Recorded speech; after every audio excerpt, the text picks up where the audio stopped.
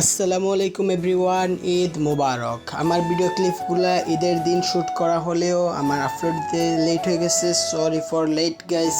আমার কেমন জানি ভিডিও শ্যুট করতে ভালো লাগে, বাট ভিডিওটা এডিট করতে এত পরিমাণ প্যারা লাগে যেটা বলার বাইরে। প্রতি ঈদের নাই এই ঈদেও ঘুম থেকে উঠে ফার্স্ট কাজ হচ্ছে শাওয়ার নিয়ে নেওয়া। জাস্ট শাওয়ার নেওয়ার জন্য ঘাটে চলে গেছি, আর এখানে এত পরিমাণে ভিড় যেটা বলার বাইরে গাইস। এই ভিড় ঠেলে সবার আগে গোসল করে উঠতে পারাটাই হচ্ছে সার্থকতা। ভিড় পড়ার অন্যতম কারণ হচ্ছে আমাদের বাড়ির সবাই এখানে আসে গোসল করার জন্য, অনেক মজা হয়, ফান হয়। আর এগুলা এক একটা হচ্ছে বসু কবিরাজ বাড়ির রত্ন।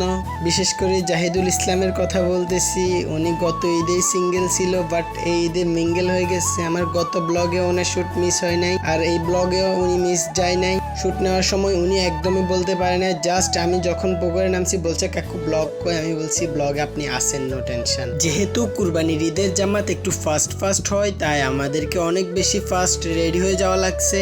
আর আমি কি গায়ে দিব কি ফুটবো এটা আমার আগে থেকেই ফিক্সড করা থাকে, তাই আমার কোনো লেট হয় নাই। জাস্ট নিলাম আর গায়ে দিলাম, আর চুলগুলো একটু এদিক সেদিক নাড়াছাড়া করেই আমি বের হয়ে গেলাম। আর হ্যাঁ, একটা কথা তো বলিই নাই, যারা ভিডিওটা ফার্স্ট টাইম ইউটিউব চ্যানেলে দেখছেন অবশ্যই চ্যানেলটা সাবস্ক্রাইব করে দিবেন, আর যারা ফেসবুকে দেখছেন অবশ্যই পেজটা ফলো করে দিবেন। আর আজকের এই লুককে আমাকে কেমন লাগছে অবশ্যই গাইস কমেন্ট করে জানাবেন। আর আমার ছোট ভাই ও আর একটা মসজিদে নামাজটা শেষ করে চলে আসছে, বাট আমি অন্য মসজিদে যাচ্ছি। বাহিরে রাকিব আমার জন্য ওয়েট করতেছে, আমরা দুজন একসাথে যাব। পথে দেখা গেল আপনাদের সকলের প্রিয় খেলোয়াড় নিলয় কাকা, আর ঠিক ওনার পিছনেই আছে সোহান শাহের কাকা। কোম্পানিগঞ্জে ওনাদেরকে চিনে না এমন মানুষ খুব কমই আছে, যারা একাধারে ফুটবল, ক্রিকেট এবং ব্যাডমিন্টন খেলায় প্রচুর পারদর্শী। আলহামদুলিল্লাহ জামাতের সাথে ঈদের নামাজটা ঈদগাহে এসে আদায় করতে পারলাম, এই জন্য শুকরিয়া। ঈদের নামাজটা শেষ করে বাড়িতে গিয়ে ফুল ড্রেস আপটা চেঞ্জ করে নিয়েছি, কারণ আমরা একদিনের কষায়, আমাদেরকে গরু নিয়ে অনেক বেশি কাজ করতে হবে এখন। আর এটি হচ্ছে আমার ছোট বোন সাদিয়া সুলতানা নেহা, ওর লুকটা কেমন হয়েছে অবশ্যই কমেন্ট করে জানাবেন। এই গরুটা অনেক বেশি পাগলামো করতেছে, তাই সবাই দাঁড়িয়ে ওর পাগলামো দেখতেছে।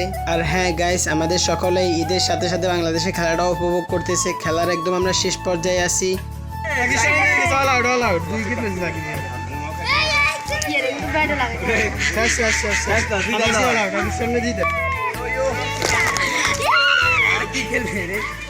আমাদের বাড়িতে এই সময় 3টা গরু জবাই করা হয়, আর সকলে একসাথে গিয়ে 3টা গরু জবাই করে যাতে করে কোনো সমস্যা বিপদ না হয়। এটা হচ্ছে 2য় নাম্বার গরু, যেটা এখন ঈদের জন্য জবাই করা হবে।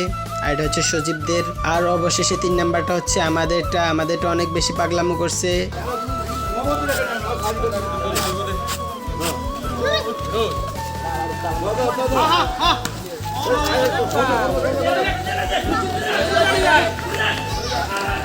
যতই পাগলামো করো, কিন্তু দিন শেষে এটা আমাদের পেটে যেতেই হবে, এই প্ল্যান থাকে আমাদের, কোনোভাবে ওরে ছাড়তে যাওয়া যাবে না। আর ঈদ আসলে আমাদের সবাই কষাই হয়ে যায়, যেন একদম ফার্স্ট আমরা সবার আগে উঠে খেয়ে দিয়ে সেরে ফেলতে পারি। সকল কাজ শেষ করে যখন সবাই গোসল করতে গেছে, ঠিক সেই সময় আমি আমার চুলগুলা নিয়ে প্যারা খাওয়াতে সেলুনে চলে যাচ্ছি একটু কাটকুট করার জন্য।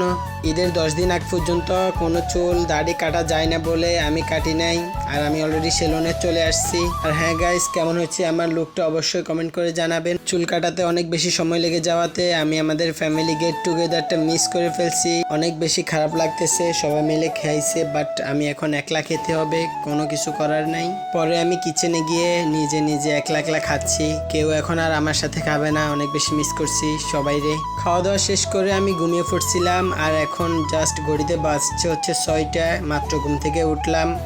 সবাইরে ফোন দিলাম ঘুম থেকে উঠে, বাট কেউ আজকে কোনো আড্ডা দিবে না, কিছু করবে না, যে যার মতো করে থাকবে। বাট আমার ভালো লাগতেছে না, তাই ভাবলাম একদম ফ্রেশ হয়ে আগে বাজারে চলে যাই। পরে বাজারে এসে মামার দোকানে অনেকক্ষণ আড্ডা দিলাম, অনেকের সাথে দেখা হইলো, এখানে অনেক মজা করলাম, খাওয়া নাস্তা পানি হইলো। আড্ডা শেষে রাতের 9টা-10টার দিকে বাড়িতে চলে গেলাম, যেহেতু ঈদের দিন কারো কোনো কাজ নেই, কোনো কিছু না। তো আমরা একদম ভিডিও শেষ পর্যায়ে গাইস, ভিডিওটা কেমন লাগছে অবশ্যই কমেন্ট করে জানাবেন। Thanks for watching this video. If you like this video, don't forget to share. Have fun, peace, love you guys.